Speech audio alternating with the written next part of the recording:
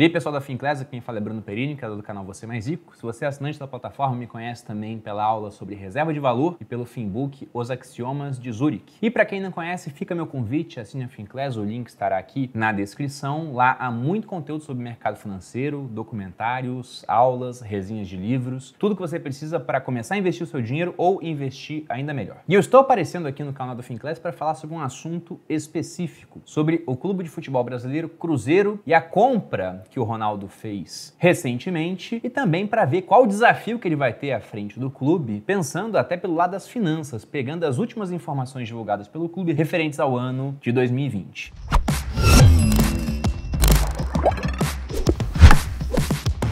A gente pode até começar a fazer uma analogia, como se o Cruzeiro fosse uma pessoa. Imagine que uma pessoa tem toda a sua vida muito regrada, ela tem destaque naquilo que ela faz, ela tem bons relacionamentos, tem uma vida feliz, ela está sendo promovida continuamente no trabalho, isso até o ano de 2019. Mas de repente, em 2020, tudo começa a dar errado, ela é demitida, ela é corneada, ela é abandonada, ela começa a usar crack e vai morar na rua. É mais ou menos isso. Foi isso que aconteceu com o Cruzeiro, que era um clube de muito renome na Série A, caiu para a Série B, começou a ter uma série de escândalos de corrupção. Na verdade, os escândalos antes, acabaram ocasionando essa queda e hoje está numa situação financeira muito complicada. E o ponto desse vídeo é mostrar o quão complicada ela é, até mesmo comparando com uma empresa da bolsa muito famosa e que também está numa situação complicada. E vocês verão que empresa é essa no final do vídeo. E para deixar o vídeo mais fácil também, eu vou dividi-lo em 3 partes. Na primeira, a gente vai ver as receitas do Cruzeiro, como que ele ganha dinheiro. Na segunda, vamos olhar a parte das dívidas, como que ele está perdendo dinheiro atualmente, para quem que ele deve, algumas taxas de juros dos empréstimos que ele tem, e até mostrar a situação incômoda na qual ele se enfiou por conta desse endividamento que virou uma bola de neve. E no último ponto, vamos comparar a situação do Cruzeiro com uma empresa da Bolsa de Valores, para vocês verem o quão complicada é a situação do clube, E aí, será que o Ronaldo vai conseguir dar conta desse feito, de tirar o Cruzeiro do vermelho? Bom, vejamos. O primeiro ponto é olhar pela ótica das receitas, lembrando que a receita é aquilo que entra no caixa do clube. Como o Cruzeiro não é uma empresa de capital aberto, por exemplo, igual uma Magazine Luiza, um Itaú que divulga as informações para os seus investidores a cada 3 meses, de maneira pública, eu vou utilizar as últimas informações que estão disponíveis, que são relativas ao longínquo ano de 2020, porque as de 2021 ainda não saíram. Então, logicamente, o que eu vou falar aqui tem um certo delay. A situação pode estar um pouco melhor ou um pouco pior, mas já mostra como é que a geração de caixa da empresa vinha se deteriorando ao longo dos últimos anos. Começando então a olhar a parte da receita. Infelizmente o Cruzeiro escolheu,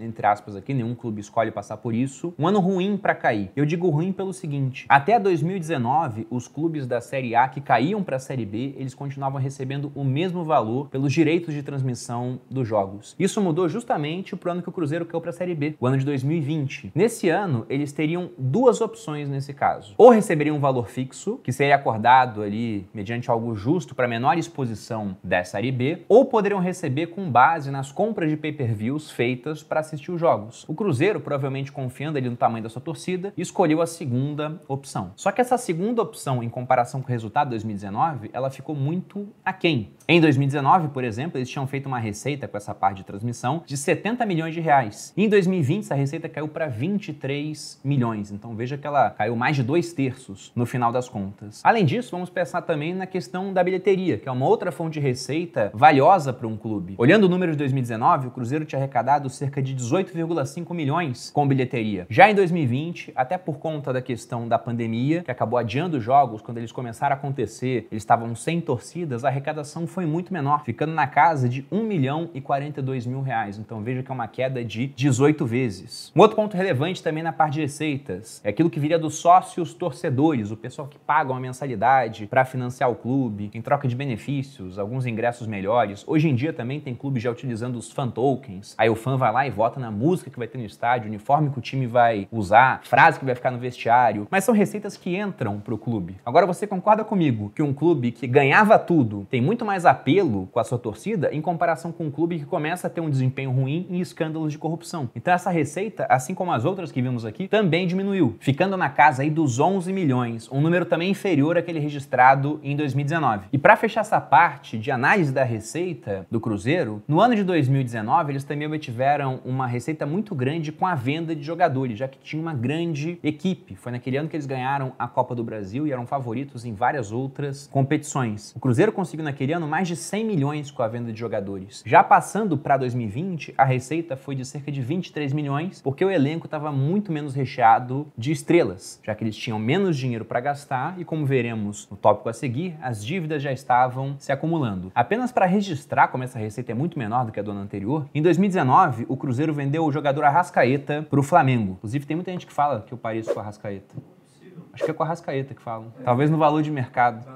Pode ser. Mas para dar uma ideia, o Arrascaeta ele foi vendido no ano de 2019 e o valor revertido para o Cruzeiro na negociação dessa venda, ele foi vendido para o Flamengo, foi de cerca de 13 milhões de reais. Então apenas a venda do Arrascaeta foi mais da metade do valor arrecadado com a venda de jogadores em 2020, mostrando como esse braço de receita também se reduziu drasticamente. E aí, olhando no final o somatório dessa composição de receitas e até olhando anos anteriores, o que a gente vê é que a receita do Cruzeiro, que foi crescendo de 2016 até 2018, ela se reduziu em 2019 em comparação com 2018, mas ainda era uma receita alta, e aí para 2020 ela caiu drasticamente. E esse é só um ponto, é o dinheiro que entra no caixa do clube. Agora vamos ver um outro ponto muito interessante, que é a parte das dívidas, que estão consumindo boa parte do dinheiro que é gerado pelo Cruzeiro. E quando você clicou nesse vídeo aqui, muito provavelmente você queria saber o quanto o Cruzeiro deve na prática. Então, de cara, já vou te apresentar aqui o dado de que o endividamento total do Cruzeiro no ano de 2020 era de 897 milhões de reais. Então veja que é uma quantia muito alta. Podemos dizer até que para o tamanho do clube, vendo as receitas que ele tem, talvez fosse até impagável, digamos assim. Mas o ponto é que também cabe salientar que existe uma diferença entre a dívida. Tem a dívida de curto prazo, que é aquela mais urgente, porque afinal de contas vai vencer muito rápido, e tem a dívida de longo prazo. Colocando até um pouco de financeiros aqui na história, essa dívida de curto prazo seria o passivo circulante da empresa. Seria aquela dívida que tem um prazo curto e vai vencer em períodos inferiores a um ano. Dentro desse total de 897 milhões, o passivo circulante, essa dívida que vai vencer de maneira urgente, fica na casa de 384,6 milhões de reais. O restante, cerca de 668 milhões e 700 mil, seria um passivo não circulante, aquela dívida com prazo maior. Lembrando que para uma empresa, isso também para a pessoa física, essa dívida de curto prazo ela é muito mais urgente, ela está pressionando muito a situação do clube, obrigando até muitas vezes a pegar um empréstimo com taxas mais altas para poder pagar essa dívida, enquanto a de longo prazo, ela pode ser mais facilmente trabalhada. Eles têm mais tempo para arranjar maneiras de gerar receita para poder pagar essa dívida no final das contas. E aí, se você está atento nesse vídeo, você deve se lembrar daquele número de receita que nós vimos no ano de 2020, na casa dos 110 milhões. Então, como que você faz para, com 110 milhões de receita, lembrando que a receita é o que entra no caixa da empresa, né? Você tem outros custos para manter a empresa funcionando, tem despesas administrativas, como que desse valor você consegue pagar uma dívida que vai vencer em um ano em um valor de 384 milhões de reais? Então essa é a situação complicada do Cruzeiro, que, diga-se de passagem, não vem de hoje. Você pode ver na tela um gráfico mostrando a evolução do endividamento de curto e de longo prazo do Cruzeiro. Hoje o clube ainda tem uma dívida de longo prazo maior do que a de curto, mas a de curto já está num tamanho tão grande que começa a pressionar muito o caixa da empresa. E esse endividamento com certeza vai ser o principal problema que o Ronaldo vai ter que atacar. Fazendo uma analogia com a situação de uma pessoa física, para deixar o exemplo mais simples, imagine que você ganha 2 mil reais, mas deve 17 mil. O que você faria para pagar essa dívida? Bom, a primeira coisa seria tentar gastar cada vez menos para poder pagar essa dívida. Mas dependendo dos juros, essa dívida pode crescer até mais rápido do que aquilo que você consegue pagar. Então é necessário também gerar novas fontes de receita. Mas para isso o clube, voltando para o Cruzeiro, teria que voltar para a Série A. Então tem que ter um gasto com elenco, para que esse gasto se traduza em vitórias e o clube possa voltar a disputar os maiores torneios do Brasil de maneira a ganhar títulos, mais fãs, mais bilheteria com ingressos. Então tudo passa por conseguir equacionar essa questão do caixa, investir em jogadores para que o clube volte a vencer. Mas veja que no patamar do ano de 2020, e não acho que mudou tanto assim para os anos posteriores, as receitas do clube são cerca de 3,5 vezes menores do que endividamento de curto prazo. E como essas vitórias para aumentar as fontes de receita não virão da noite para o dia e que há um limite limite para o que você pode economizar, porque afinal de contas os jogadores precisam comer dentro do clube, a outra opção seria, vamos pegar um empréstimo, até alongando esses prazos, o que já aconteceu anteriormente, a dívida de curto prazo do Cruzeiro já foi mais alta do que é hoje, trocando essa dívida curta por uma dívida mais longa. Mas o problema é que o clube tem cada vez mais restrições para conseguir esse financiamento, porque afinal de contas está se tornando um devedor cada vez mais arriscado. Então, pegando alguns empréstimos que o Cruzeiro tem, só para mostrar as taxas de juros que ele está pagando. Então, primeiro, nós temos aqui um empréstimo de 66,5 milhões junto ao BMG, com juros de 1,39% ao mês. E esses são juros que eles foram combinados no ano de 2020. Vamos lembrar que em 2020 a Selic chegou a ser reduzida para 2% ao ano. O Cruzeiro pagava 1,39% ao mês, o que dá um total de 16,68% ao ano. E esse aqui são juros baixos, porque a gente tem um empréstimo de 9,5 milhões ao Banco Mercantil do Brasil, com juros de 2,67% ao mês, o que dá 32,04% ao ano. Tem um empréstimo de 2,9 milhões junto ao Santander, com juros de 1,7% ao mês, mais de 20% ao ano. 180 mil ao Banco Daicoval. Esse aqui tá num patamar amigável, né? 0,8%, dá 9,6% ao ano. Então, antes que você culpe os grandes bancos falando que a culpa é deles, veja que esses caras estão emprestando, alguns até, como é o caso do Daicoval, a juros mais baixos, para uma pessoa que ganha pouco, comparado ao que ganhava antes, que gasta muito e que está se endividando cada vez mais, sem um horizonte claro de como vai sair dessa bola de neve. Então, naturalmente, esses juros aqui vão ficar mais altos nos próximos empréstimos, quer porque a situação do clube não melhorou, piorou, quer porque as condições macroeconômicas também forçaram o aumento dos juros. Vamos lembrar que tudo isso aqui é referente a um ano com Selic baixa. Agora, com uma Selic em 2 dígitos, essas taxas aqui vão ficar mais altas. Comparando esses valores dos empréstimos com aquela receita que a gente viu que o clube teve no ano de 2020, de 110 milhões, repare que desse valor, 79 milhões já iriam direto para o pagamento de empréstimos. Até isso é feito através daquelas verbas que eles receberiam da transmissão dos jogos. Então aquilo praticamente nem bate no caixa do Cruzeiro, já vai direto para os bancos como uma garantia do pagamento dos empréstimos. Lembrando também que aqui, novamente, a gente está vendo receita, é tudo que entra no caixa da empresa. Então, se disso, 79 milhões já paga empréstimo, imagina as despesas para manter o clube funcionando, como é que eles vão pagar novos jogadores? Talvez até que nesse ponto alguns inscritos do canal se identifiquem com a questão do Cruzeiro, né? Porque já chegaram a dever um dinheiro que quando